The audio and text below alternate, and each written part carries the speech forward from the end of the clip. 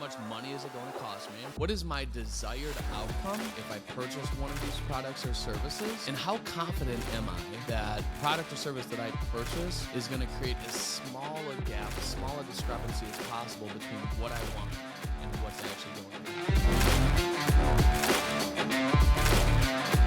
I hate purchasing expensive things. And what I'll say is that what I deem to be expensive and my interpretation of that has evolved throughout time. So today we're going to kind of talk about my journey as a consumer, how it's evolved, and hopefully it'll help somebody. And if it does help you, be sure to share it with a friend. Do want to shout out the team over at Roofr. If you need instant roof quotes, measurements, clean and pristine proposals, obviously reach out to the squad. There's going to be a link down in the description. You can click that. Great team, and they have very helpful and useful products and services. You will enjoy your experience with them. I assure you of it. So I was thinking about what's expensive. Like, I hate buying expensive things, but what is expensive?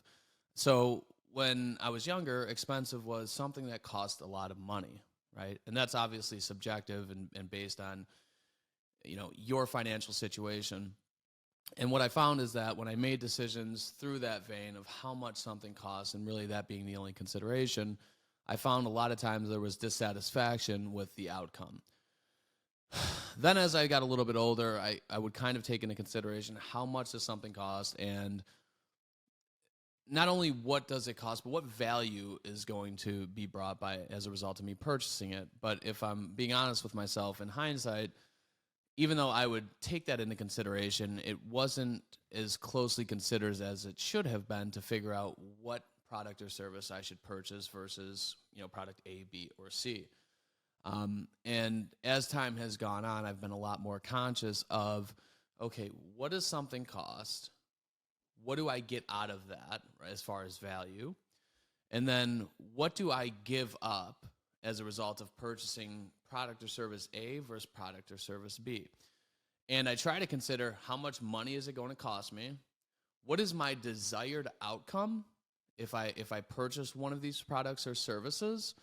And how confident am I that the product or service that I purchase is going to create as small a gap, as small a discrepancy as possible between what I want and what's actually going to happen? Because for me, what's expensive is typically going to be dictated after the fact of me making a purchase. So leading into it, it's what do I want? How confident am I that this product or service will actually get me there, right? And what do I potentially lose by choosing this product or service over another? And the larger the discrepancy between what I want and what the outcome is what helps make me determine after the fact, like, was it expensive? So I'll give you an example, right? Because it all comes back to expectations. If I'm buying a $70,000 truck, right, that's going to be a big investment for me. And I'm going to take into consideration what value that truck brings, right? So maybe it's something where, okay, I'm expecting there's going to be a 6.2 liter engine. I'm expecting there's going to be heated and cooled seats. I'm expecting there's going to be a heated steering wheel. By the way, like, if you're in cold climate, heating steering wheel is fucking fantastic. I expect there's going to be power windows and power locks, and there's going to be keyless entry. So, like, there's all these expectations. Now, when I'm purchasing that vehicle, I have a pretty high level of confidence that I'm actually going to get the things that I'm expecting that are advertised, right? There's not too many instances where, a manufacturer advertises you're going to get power locks and power windows, and you end up cranking your windows, right? So the confidence is there. And then I pick up the truck, and it's like, okay, it's got everything that I expected. So if I'm looking at it just through the cost lens, that's $70,000 is a lot of money. Like, my former self would say that's really expensive. If I'm looking at it through who I am today, I wouldn't consider that an expensive purchase. It may be cost intensive, right, which is still the case, but I wouldn't say it's expensive because what I wanted and what I got, there's almost no gap between those things, right?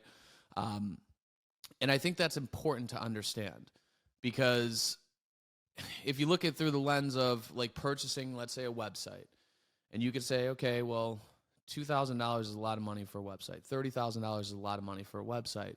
Those both could be true, but one could be more expensive than the other. So an example of this would be if you're looking to build out your organic presence and build a website with a very practical, intuitive, but compelling user interface, maybe that $2,000 website doesn't do that for you. In fact, like, you can invest into this website, it can turn into an absolute shit show. Now you're put in a situation where you have to purchase another website because it doesn't accomplish the things that you want, right?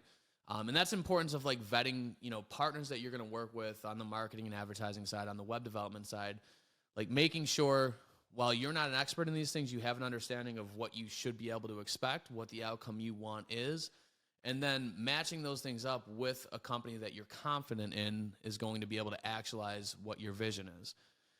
It's no different than, a customer that goes with a cheaper roofer, right? You're too expensive, right? And if you're getting that a lot, maybe it's an opportunity to look at your sales process and presentation, but that's for another piece of content. If you're getting, if you're hearing a customer say you're too expensive and we went with company A, B, or C because they're cheaper, a lot of you have had experiences where you end up coming in after the fact because there was an improper install, there was an issue with that roof because they went with the cheaper guy, they went with the truck in the truck, they went with the hack.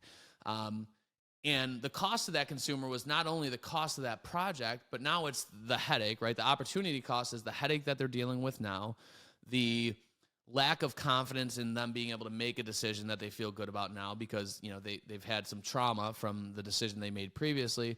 And then the cost now of doing, hiring a quality contractor actually replace the roof the right way. And that consumer may not have thought about that on the first go around, but I can promise you they're thinking about it on the second or third go around for sure.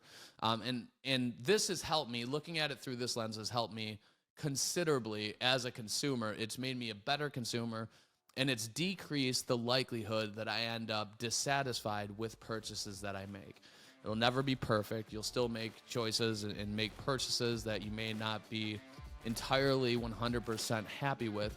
But I can tell you from experience, in my experience, the amount of times and the frequency in which that I make a purchase and I'm not satisfied has decreased significantly as I've started to look at it through this lens. So it's been very helpful to me. Hopefully it's super helpful to you. Appreciate you tuning in. If it has been helpful, be sure to share this with a friend or a colleague, someone that you think it may make a positive impact for. And we look forward to speaking with you again soon.